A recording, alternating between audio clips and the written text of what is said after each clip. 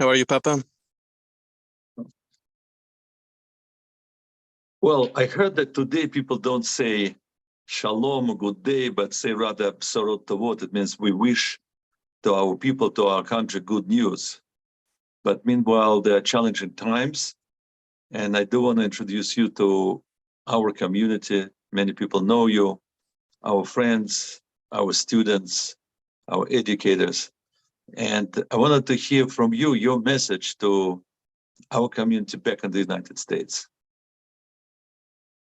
So I guess the message to all Jews would be it's gonna be okay. We've been through worse. That in war, you're not allowed to be afraid. The Rambam says on the pasuk, when you go out to war, you shouldn't be afraid. It's a lav. Anyone who's afraid right now, you're not allowed to be. And first of all, everyone should try to be safe. There are people trying to kill Jews in Israel, outside of Israel. In Egypt, tourists were killed. In New York, there are protests against us. So anyone who can buy a gun and learn how to use it should. People should stay at home unless they need to go somewhere, and be safe. Use your head.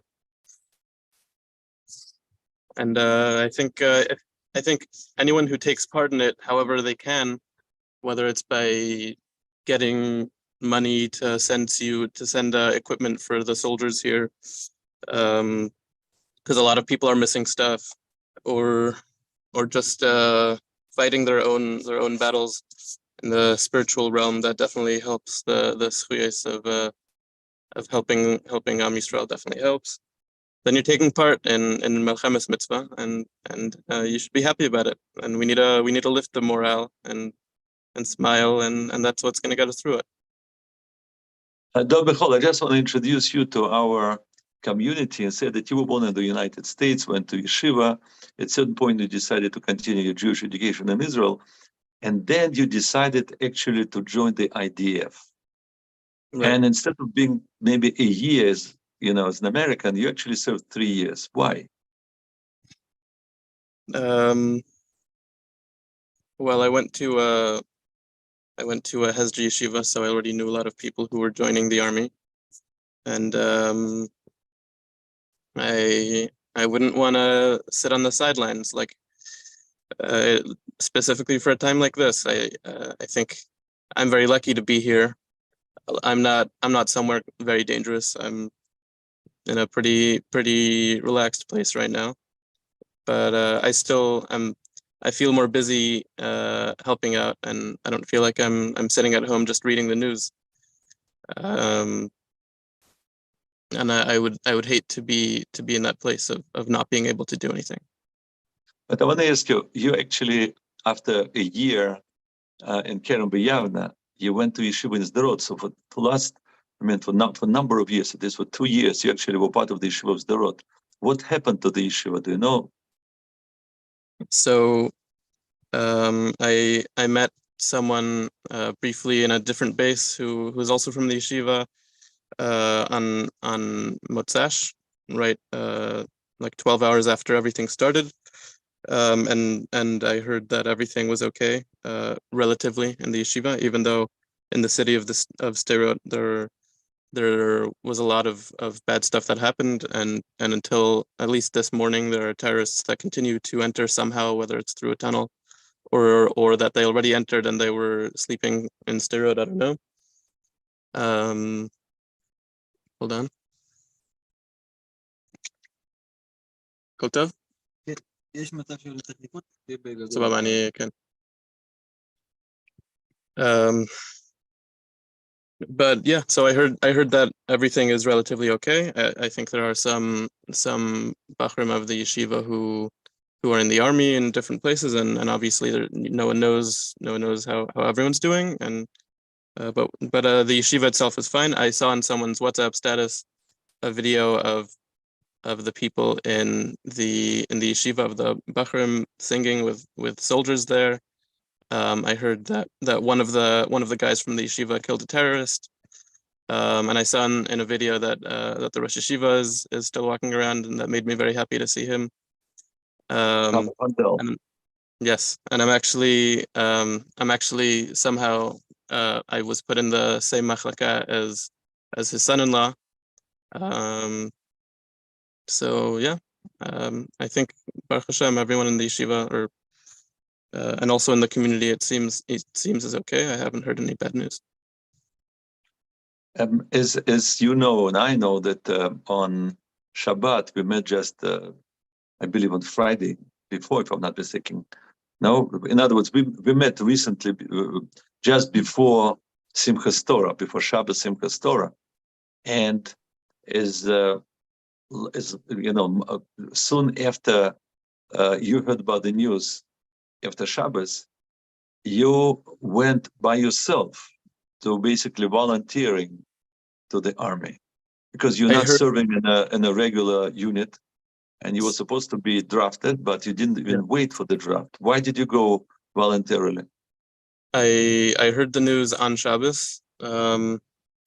First, I went to visit Yaakov, my brother, and like on the way there, I passed the Hatzalah of Yerushalayim, and he told me some more details, which made me understand it's much worse than I could have imagined. And now it turned out to be much worse than what he was even saying. And after that, that was still Shabbos morning, so I went to Yaakov, and then he was okay. So I went back to Talia's grandmother, who lives right next to there, and I turned on my phone to see if I've been called to Miluim, to the reserves, and I hadn't been called yet, and I kept checking my phone, and I saw people spreading a message that the Rabbanut said it's okay to check your phone on Shabbos, because it's Pikuach Nefesh. So I kept on checking my phone. No call from Miluim, no call for reserves. I talked to my friend, and we said, let's go. So he drove me. This was towards the end of Shabbos. He came, he drove me to my apartment. I grabbed some stuff. He grabbed some stuff. We did Havdalah, and then we drove north to our base. And why did you do that? You did it without being even called. What? There's how many people have been killed so far? Over 900. There's 900 reasons.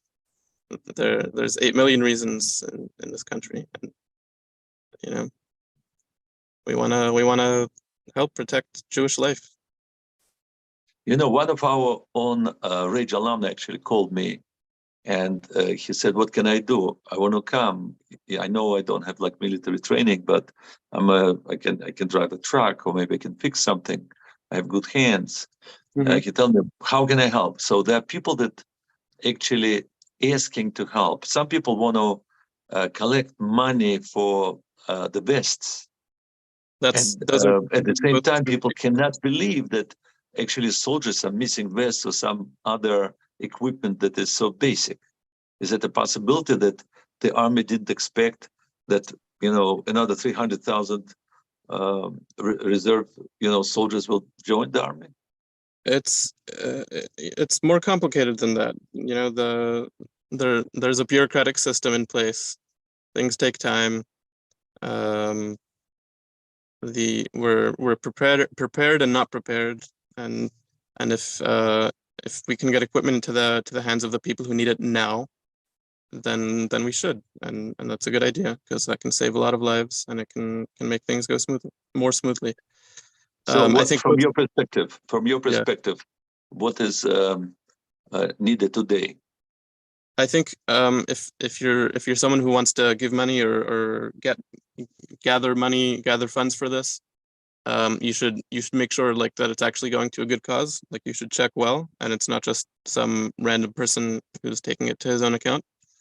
Don't be too suspicious that you don't give, but make sure that your money is doing something. if you're someone who knows how to drive, you're already someone who's able to help in Israel, because you can come, you can join WhatsApp groups, you can help deliver things to soldiers, you can help deliver, you can have someone who has a gun but doesn't have a car, and you can rent a car and drive him around patrolling a mixed city where there's Arabs and Jews living together, and that's doing a lot. You can, if you're not if you don't want to be in danger, you can also help move bags, bring things for soldiers, because people are buying vests, but who's going to bring the vests to the soldiers in the field? No one, right? So you need people who are able to drive. If you're able to What fix is the stuff, most important equipment? What is the most important equipment you believe for the soldiers now? Do you know?